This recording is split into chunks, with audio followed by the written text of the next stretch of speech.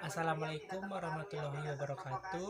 Perkenalkan, nama saya Muhammad Taufik Uzri dari jurusan Tadris Kimia IAIN Batu Sangkar. Di sini saya akan menjelaskan tentang materi kimia, yaitu tentang struktur atom. Yang pertama yaitu adalah perkembangan teori atom. Di sini tentang perkembangan teori atom ada menurut beberapa para ahli.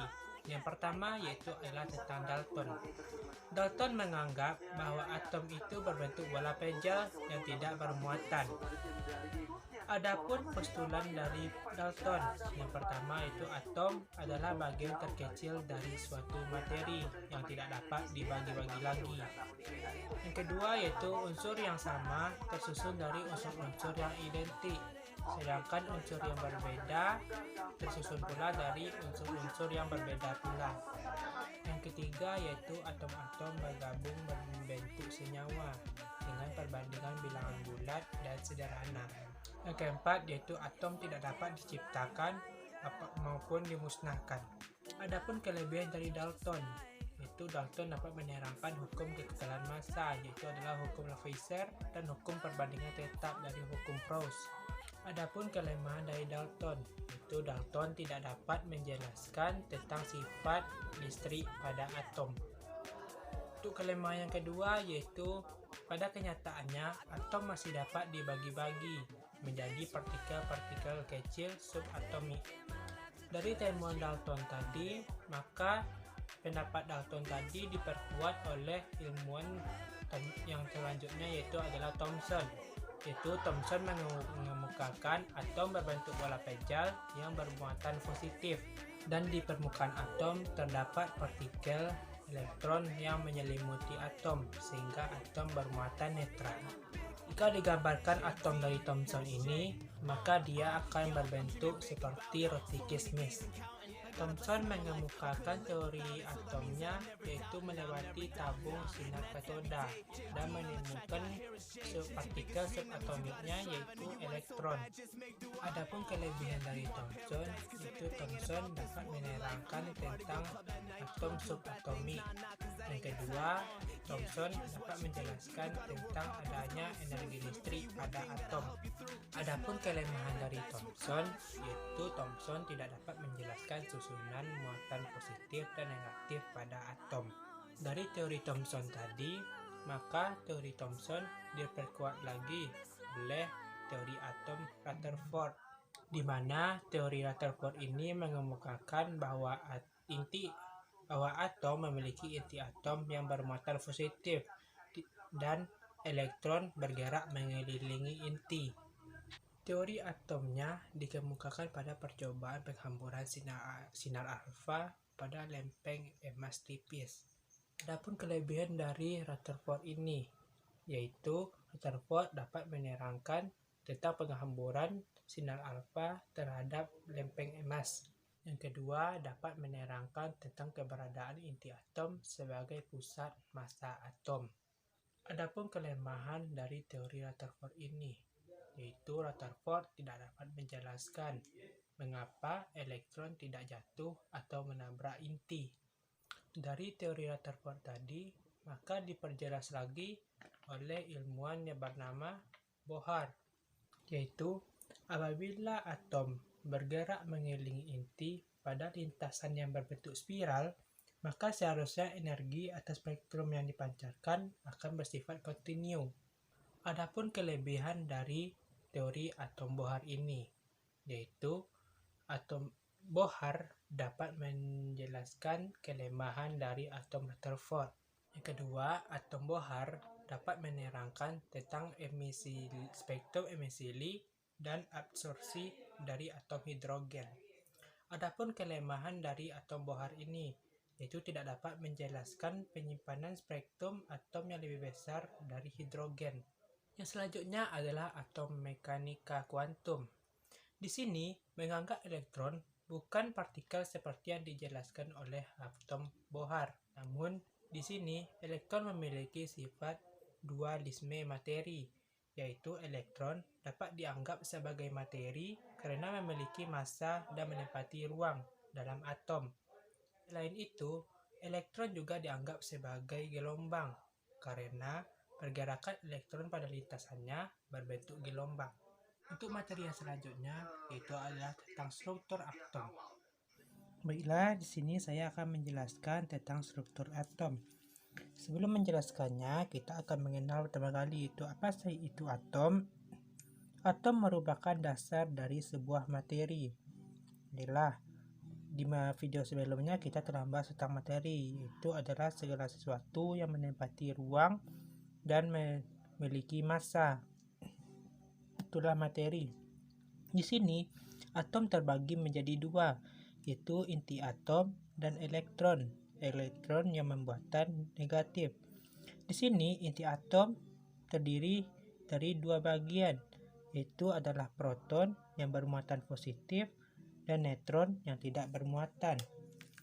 Jika kita gambarkan, maka dia akan berbentuk seperti ini.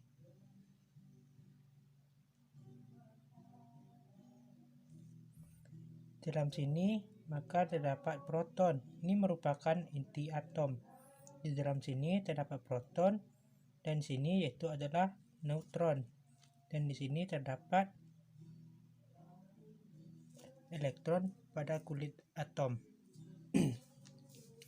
Untuk yang selanjutnya yaitu adalah partikel penyusun atom. Yang pertama, proton. Proton sebagaimana telah dijelaskan dari ilmuwan tadi, maka proton tersebut bermuatan positif. Di sini proton dilambangkan dengan P, yaitu dengan memiliki nomor massa 1 dan nomor atom 1, sehingga dia bermuatan positif. Yang kedua yaitu adalah neutron. Di sini neutron memiliki nomor massa 1 dan memiliki nomor atom 0. Makanya neutron tidak memiliki muatan. Yang ketiga yaitu adalah elektron. Elektron di sini dilambangkan dengan E. Elektron memiliki nomor massa 0 dan nomor atom -1. Karena nomor massa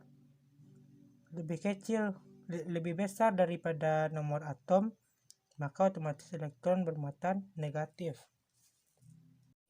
Untuk yang selanjutnya yaitu adalah lambang unsur.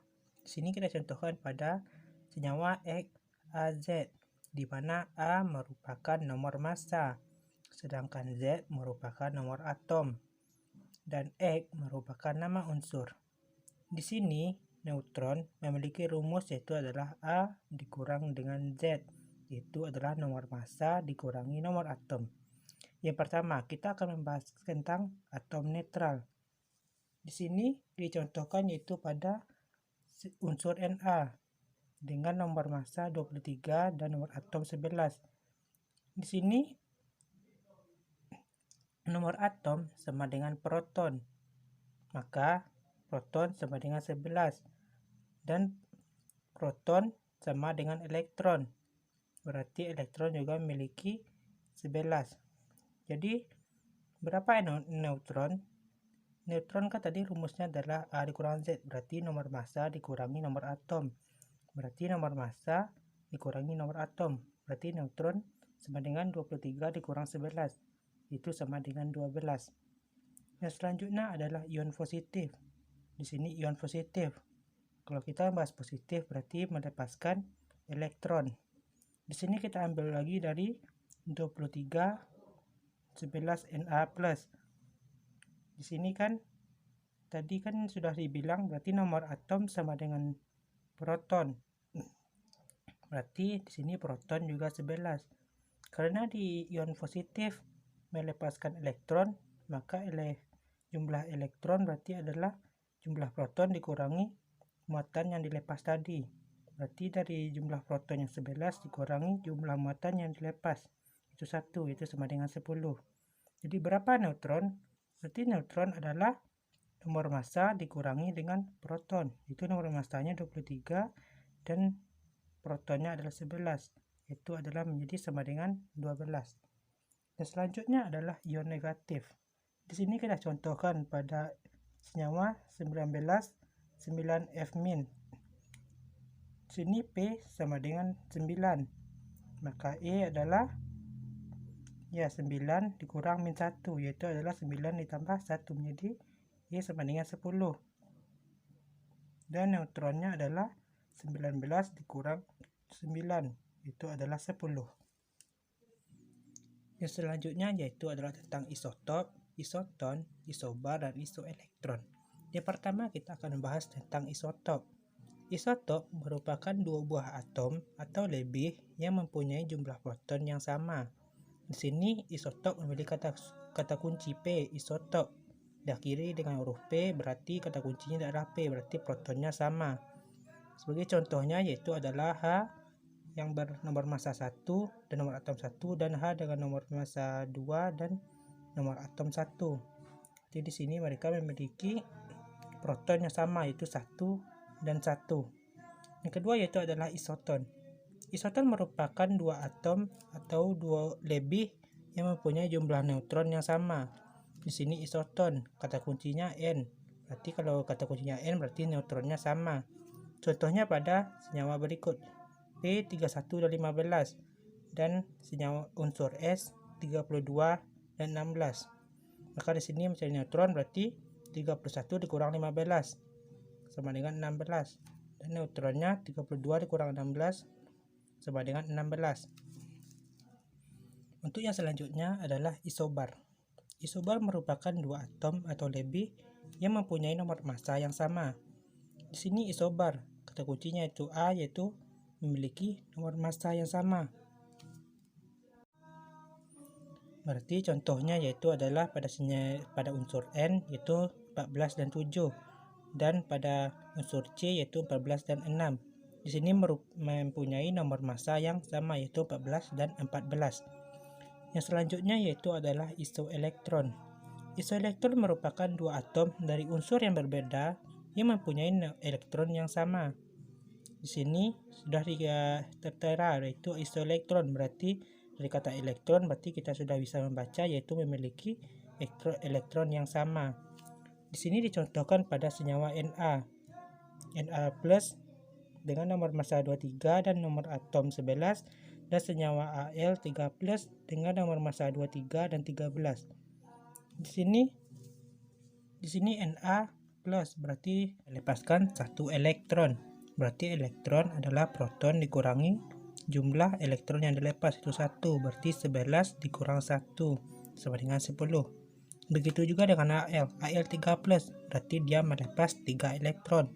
Berarti elektronnya adalah jumlah proton dikurangi jumlah elektron yang dilepas, yaitu 3, berarti 13 dikurang 3, berarti E sama dengan 10.